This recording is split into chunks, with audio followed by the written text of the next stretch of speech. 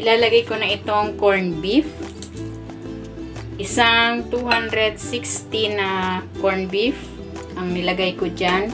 Natulo ko muna yung excess water para hindi mabutas yung ating wrapper mamaya.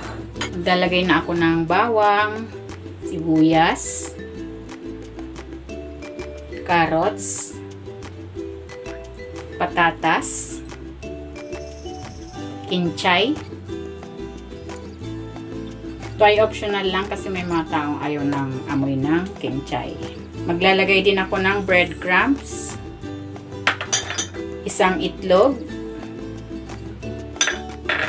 titimplahan ko ito ng asin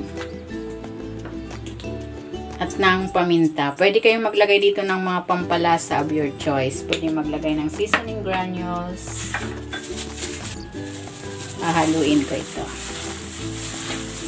Kung hindi ka pa nakapag-subscribe sa aking channel, please subscribe at i-click mo na rin ang notification bell para lagi kang updated sa aking latest recipes. Ayan, okay na ito. Pwede na natin itong balutin. Ayan, magbabalot na ako. Meron ako ditong 8 inches na spring roll wrapper. Yung ating Shanghai mixture, nilagay ko dito sa resealable bag and then ginupitan ko yung dulo para pantay-pantay yung ating Shanghai. And then maglalagay lang ako dito sa dulo. Ayan. Lalagyan natin hanggang dito sa kabilang dulo. Ayan. Then i-roll ko na.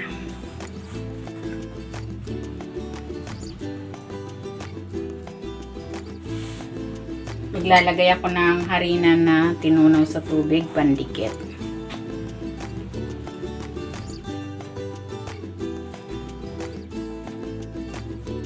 Ayan, ganyan lang.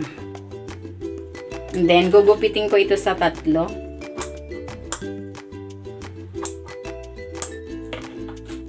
Ayan, ganyan lang. Uulitin ko lang ang proseso sa natitira pa nating mixture. Nagpainit na ako ng mantika, magpiprito na ako.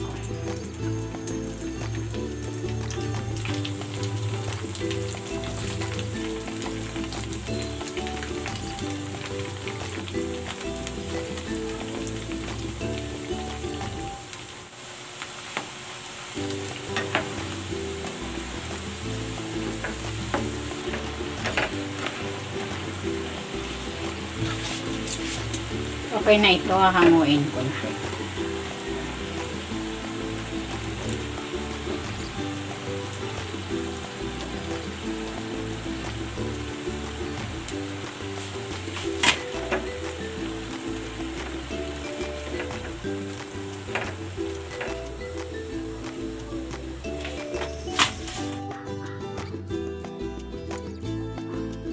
Ito na, ready na itong ating lumpiang corned beef.